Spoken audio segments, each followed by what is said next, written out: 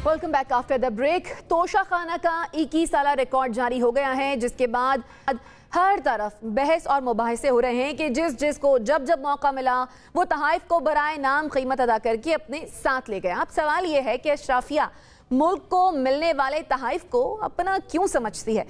जुनैरा, वो जो इमरान खान को घड़ी चोर कह रहे थे, अब तो उनके अपने पास से तोशा खाना की घड़ियां निकल आई हैं, और घड़ी भी एक एक नहीं बल्कि दो दो और शायद इससे भी ज्यादा। देखिए, इससे आप दो तीन आराम से चीजें डिड्यूस कर सकती हैं। एक तो ये कि पाकिस्तान को इतने महंगे महंगे तोहफे क्यों दिए जाते हैं। इंटरनेशनली ऐसे तोहफे कहीं नहीं दिए जाते। बहुत सिंबॉलिक किस्म के पेन हो गया, कोई कप हो गया मोनोग्राम वाला, कोई फ्लैग हो गया, इस तरह की चीजें दी जाती हैं। ये हमें जेवरात और BMWs, मर्सिडीज बेंज और ये घड़ियां ये हमें क्यों दी जाती हैं। ऑफ कोर्स इसकी फिर हम प्राइस भी पे करते हैं through our policies which are compromised. Number 2, Lahore high court का ये जो हुक्म था, ये था कि 47 से अब तक का सारा रिकॉर्ड पब्लिक किया जाए। वो नहीं किया गया, 2002 से अब तक का किया गया है। और तीसरी चीज ये कि अब लोग स्विच कर रहे हैं, इट्स कॉल्ड फ्लिप फ्लॉपिंग, कि पहले कहते थे ये एक बहुत बड़ी लीगल डिसोबीडियंस की है, बहुत बड़ा जुर्म किया है इमरान खान ने, बहुत हमारे ताल्लुकात खराब किए हैं, इंटरनेशनल रिलेशंस हमारे खराब हो गए। अब ये बताएं कि ये सब कुछ खुद करते रहे हैं, उससे क्या इसी वजह से अब तक दुनिया हम पे ट्रस्ट नहीं कर रही कि ताल्लुकात खराब हो चुके थे, इसलिए ये बाहर नहीं आने देना चाहते थे। दूसरा, अब ये जो लाइन ले रहे हैं वो कह रहे हो कि legally it was fine but morally it was wrong. तो फिर मॉरल करप्शन पे सजाएं कब से होना शुरू हो गई पाकिस्तान में? ये कब से हम सऊदी अरेबिया बने हैं? बीहेडिंग भी शुरू कर दे फिर यहाँ पे। तो मेरा मतलब है they have been exposed to a कि पाकिस्तान को ये जो बीमारी है एलीट कैप्चर की, इसमें कौन नहीं आता। Even the military secretary of the prime minister has taken a watch, और वो इस वक्त नैब के नए सरबराह हैं। उनसे आप क्या उम्मीद रखेंगे कि वो किन केसेस पे हाथ डालेंगे? You scratch my back, I scratch your back. That is the policy. और हम लोग बिकते किन चीजों पे हैं? अनानास के टेंस पे, घड़ी पे, गाड़ी पे, मतलब काओ का statue. For God's sake, raise your level at least. मैं तो हैरान, embarrassed हूँ। मतलब कम ऑन, मतलब अभी ये लोग निकले ना, लोगों में निकले और फेस करें ये सब कुछ। हम लोग तो जो आम आदमी की बात करते हैं कि वो भूख में क्राइम करता है, वो तो फिर जस्टिफाइड है। इन लोगों के पेट कब भरेंगे? That is the real question. जी सही। अच्छा असद साहब, ये जो 21 साला रिकॉर्ड आया है सामने, ये 21 साला ही क्यों? इससे पहले का रिकॉर्ड क्यों सामने नहीं लाया? मेरा ख्याल है कुछ है जो छुपाया जा रहा है। मैं इस एंगल से भी बात करूंगा कि मेरा ख्याल है ये कोई अल्लाह ताला की तरफ से कोई सो मोटो नोटिस ले लिया गया कि तोशा खाना में इनके सब के आप चेहरे जो वो काले होते हुए देख रहे हैं। I am really surprise. बिल्कुल जुनैरा ने ठीक बात की है कि ये किस तरह के दावे कर रहे थे, घड़ी चोर, ये हो गया, वो हो गया। और आप इमेजिन करें what have they been doing. बिल्कुल ठीक है, अन्नास के अलावा भी आप देख लें, ये छोटे लोग थे, छोटे जहन के लोग थे, और ये इसी तरह की चोरियां करते रहे, ये बिकते रहे, ये अपना ज़मीर बेचते रहे। And that is actually no in front of every Pakistani कि ये है आपके लोग जिनको आप वोट देते हैं और आप इनको इलेक्ट करते हैं। हकीकत में मैं आपसे ये बताऊं, और देखें ये यहाँ बात रुकने वाली तो है कोई नहीं। ये जो लूट मार हुई ना 88 से लेके तो 99 तक, आई वुड से कि ये ज़रा चीज़ें शाइस्ता सामने आने दें। आई वुड से कि मैं कहता हूँ कि वाकई पाकिस्तानी जो है ना वो परेशान हो जाएंगे कि ये these are the type of people जो हमें एक लिहाज से रूल कर रहे हैं। 88 से लेके 99 तक तो इन्होंने क़यामत बर्पा किए रखी, इन दोनों पार्टीज़ ने, पीपल्स पार्टी ने भी, नून लीग ने भी, और सर्टली एक लिहाज से जो उनके साथ आता था। एंड डेफिनेटली आई एग्री कि 1947 से सारे का सारा रिकॉर्ड सामने आना चाहिए। अच्छा, इट डजंट हैपन। यानी आप अगर थोड़ा पड़ोस में चले जाएं, इंडिया की अगर आप बात करें, इस तरह की कोई चीज़ नहीं आती। नरेंद्र मोदी पे किसी तरह का कोई इल्ज़ाम नहीं लगता।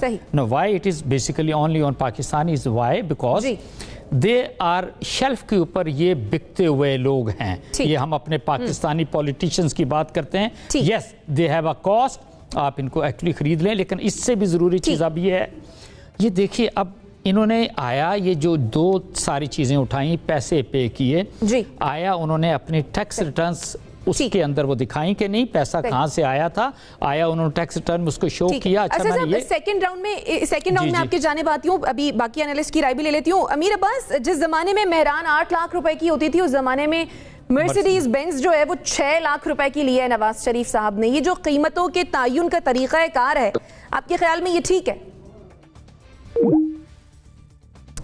मुजम्मिल साहब,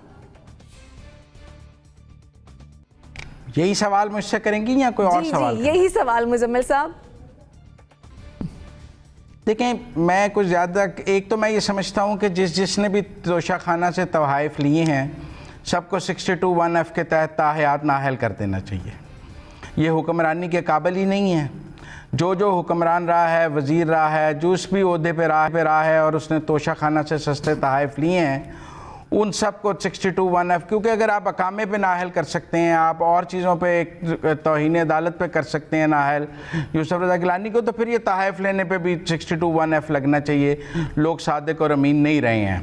ये मेरा पहला इब्तदाई मौक़िफ़ है। इससे पहले कि मैं कोई और बात कहूँ और आप उस कहें कि मैं किसी का दिफा कर रहा हूँ, मेरा प्रिंसिपल स्टांस यही है कि जिसने भी तोहफ़ा लिया है इस जगह से और उसने कम पैसों पे लिया है, उसको हक़ हुक्मरान इसके बाद पाकिस्तान पर और उन पर आइंदा सियासत का और हक़ हुक्मरानी की पाबंदी होनी चाहिए, इर्रिस्पेक्टिव वो मेरी घड़ी मेरी मर्ज़ी है या तेरी घड़ी तेरी मर्ज़ी है या उसकी घड़ी उसकी मर्ज़ी है। जिसकी भी मर्ज़ी है, अगर उसने ले लिया है तो बस यही उसकी कीमत थी कि उसने ले लिया है। अब वो घर जाके आराम से बैठे, मज़ीद हक़ हुक्मरानी उसे नहीं होना चाहिए, पहली बात।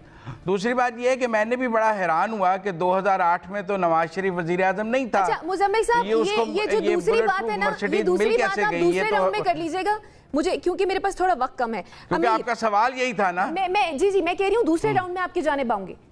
अमीर, देखिए, मैं कभी कभार ही मौका मिलता है मुजम्मिल साहब से इत्तेफाक करने का, और आज तो मैं उनसे भरपूर इत्तेफाक करता हूँ। ये काम करवाने में कमाल हो गया। जिसने भी तोशाखाने के इस बदबूदार अशराफिया को फायदा पहुंचाने वाले कानून और डिस्क्रिमिनेटरी लॉ से फायदा उठाया है, जिसने भी उठाया उन सबको नायल कर दे। हमारी जान छूट जाएगी एक बहुत बड़े तबके से, वैसे तो छूटती नहीं, इसी तरह जान छूट जाएगी इस कौम की। असल में तो ये इमरान खान साहब ने भी इसमें बड़ी मायूसी का और एक बड़े, मैं समझता हूँ, एक छोटे का मुजाहरा किया। उनको चाहिए था कि वो आते साथ ही इस किस्म के कवानीन को स्ट्राइक डाउन कर, खत्म कर देते, totally abolish, demolish, dash to the ground. लेकिन उन्होंने भी फायदा उठा लिया। अच्छा, उन्होंने एक अच्छा काम जरूर इसमें कर दिया कि पहले ये सारा कुछ मिलता था 15% अदायगी पे, उसके बाद फिर ये 20% अदायगी पर हो गया। इमरान खान साहब ने इसको दिसंबर 2018 के बाद 50% अदायगी पर कर दिया। तो जो तहफ़ उन्होंने और उनके दौर में बहुत सारे उनकी काबीना के लोगों ने लिए, वो 50% पेमेंट से लिए। लेकिन अगेन मैं समझता हूं कि ये 50% क्यों भाई? एक चीज अगर बाहर 100 रुपए की है तो आप 50 रुपए में क्यों खरीदें? क्या आपकी और इस बाकी कौम के डीएनए में कोई फर्क है? क्या आपका बोन मैरो कुछ ज्यादा अजीम है और बाकियों का बोन मैरो कोई कमतर है? आपको किसी खास सैयारे से उतर के जमीन पर आए और बाकी जो है वो शूदर है, आप ब्राह्मण है, क्यों भाई? ठीक, जो ये असेस्ड वैल्यू लगाई जाती है, ये भी बहुत बड़ा फ्रॉड है। ये असेसमेंट कौन करता है? ये असेसमेंट करता है ब्यूरोक्रेट बैठ के। वो जिस गाड़ी का आप मुझसे सवाल कर रही थी, वो 42 लाख रुपए की उसकी मालियत लगाई गई 2008 में BMW। तो 42 लाख रुपए की BMW कहां से आती भाई? लेकिन चूंकि असेसमेंट उन्होंने खुद की 100 रुपए की चीज की कीमत लगाई 50 रुपए, फिर 50 रुपए पे कहा कि 20% दे के खरीद लेंगे और 10 रुपए में 100 रुपए की चीज 10 रुपए में खरीद। तो मिले हुए आपस में सारे हुक्मरान, ब्यूरोक्रेट, और ये तो शुक्र है कि किसी तरह ये सामने आ गया सारा काला धंधा। ठीक है, आपका पॉइंट आ गया। नाज़रीन, छोटी सी एक ब्रेक लेते हैं और फिर वापस आते हैं। Stay with us.